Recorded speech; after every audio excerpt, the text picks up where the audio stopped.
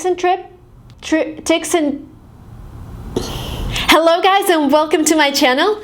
In this video I'm going to share my tips and tricks of sounding more like American.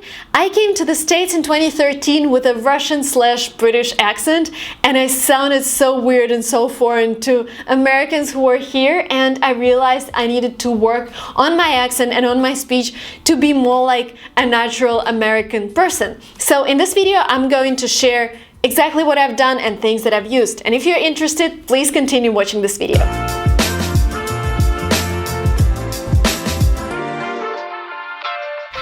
My first advice would be to listen and try to mimic everything you hear in American, any phrase, any accent that you like from your favorite actor. But there are also some small things that you need to notice first in order to start practicing them in your speech.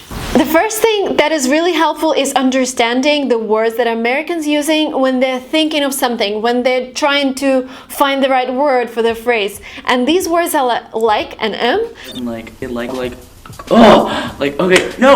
my gosh. So for example, when somebody asks me what I do and I'm not really sure how to describe, I say I am an entrepreneur and I run my own startup, and it's like a booking platform for study abroad experiences.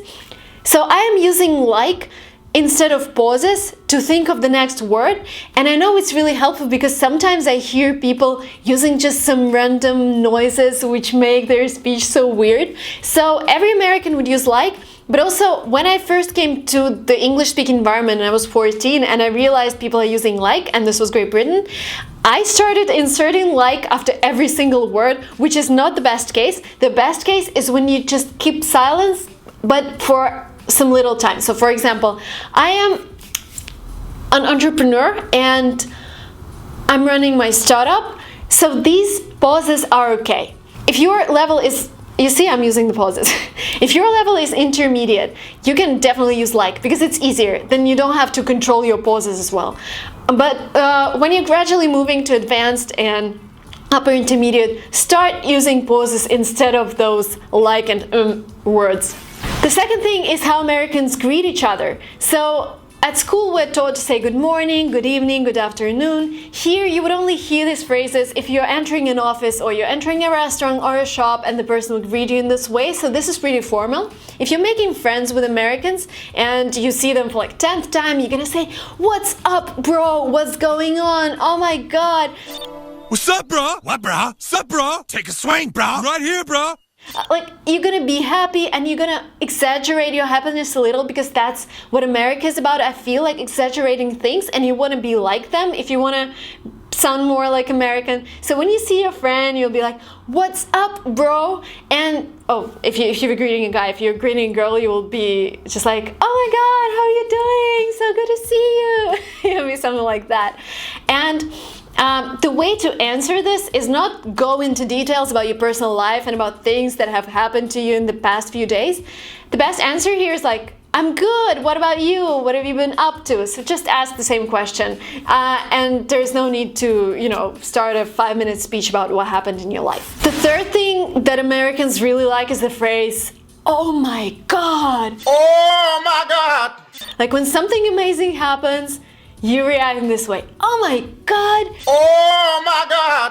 Really? So you're like so excited for that person. And also, "oh my god" is also used when something is really funny.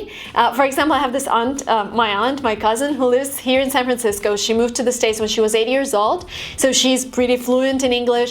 And when I send her a funny video of her dog, she would get back to me and say, "OMG, LOL."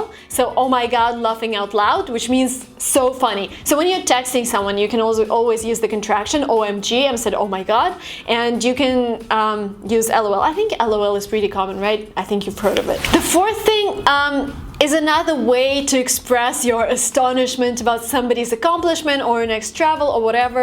So for example, when I say, "Hey, I'm gonna spend 4 weeks in Europe in September," the person would ask me like, "Really? Seriously?" As if I was lying, as if I'm lying all the time.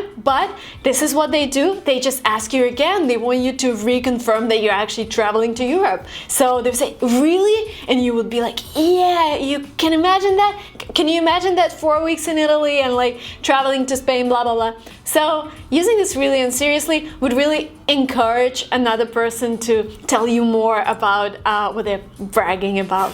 Another thing I've noticed in America is that it's really common to call people your friends, even if you've seen them like for a couple of times at a party. And so if you've gone to the second party and you're going together, then you're friends. And if you've been going out for like 2 weeks, so you've been to the cinema, you've been to a restaurant, you will be like best friends. So in Russian there is a word for like a person. I'm using like all the time. Oh my gosh, I need to get back to my pauses. Disclaimer here, guys, everything I'm saying is about talking to your friends and talking to your colleagues and classmates, but not to the admissions committee at a university, not to your professor, not to your manager. Like, don't do that. Another thing that I've noticed in America is that their intonations go up all the time. So as we've already discussed, like, seriously? Really? So the intonation goes like that. And for example, if somebody calls me up and says, hey, do you want to go to this party tonight? So it goes all the way up, and then you answer, I don't know, maybe tomorrow. So I don't know, maybe tomorrow. Again, goes up. So going up is, I feel that this is, I don't know, it's American or California way to say that. If I have any Americans watching, please let me know if this is a California thing. But this is something that I'm hearing a lot in San Francisco. Another cool thing, so you know the word shit, when something happens that you are so really upset about. So for example, we go for a walk with my dog and he starts to make his dirty things in front of a restaurant, and I'm like, oh shit, I'm so sorry, and I start like taking his poo away. I've noticed that Americans started saying shoot. So if you don't want to say the word shit in public, you would go, oh shoot, oh my god, what are you doing here in front of a restaurant? Oh my god, don't do that. So saying shoot instead of shit is something that is also American. Another phrase that all of my friends here say is like, no way. No way. No way. No way. No way. And this can be used in several circumstances. Again, if I'm saying I got promoted or my company is getting acquired, you say, no way, this is amazing. Or, for example, if you're late for your flight and your flight took off and you come to the departure screen and you say that you see that it took off, you'll be like, no way. No way, sir. It's like, I don't know what to do next. This is, oh my god, this is the worst thing ever. And this is what Americans do. Again, exaggerate everything. If they like something, they're gonna say, this is the best thing ever. Like, this is the best pasta I've ever tried. And they say it every week. Like, every week it's the best pasta. Or, he's my best friend. Or, oh my god, missing this flight was the worst thing that ever happened in my life. So exaggerate, exaggerate, exaggerate. And be emotional, be loud, be laughing, be smiling. So this is the American way to do it. And I think one of the last things is that Americans say, oh man. Oh man.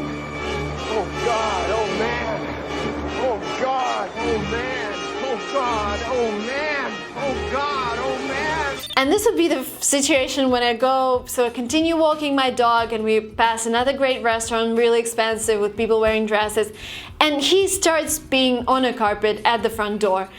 And here I'm not really angry, I'm just confused because it's happening for the second time during just one evening, and I'd be like, oh man, can you just stop doing this? What is happening? And this man, you do something in your throat to make it sound like Texas way. Oh man. Yeah, I think that was it. I think they were the first things that came to my mind. If you enjoyed this video, I'm happy to do a lot more.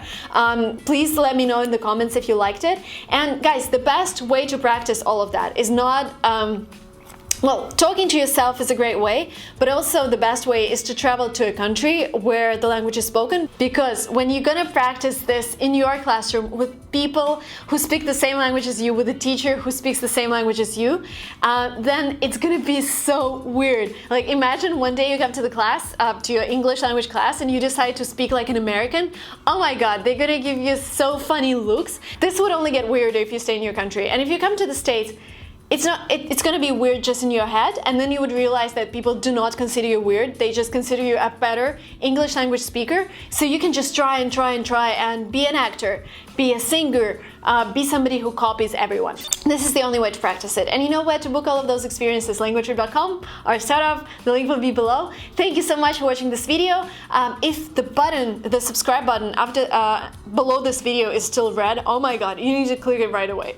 And yeah, my last thing, really important, when you say goodbye, you always wish a good one. And one here stands for a day, or for evening, for morning. So for example, I'm saying you have a good one, which means have a good day. And I'll see you in the next videos. This is what I'm supposed to say. So yeah, this is it.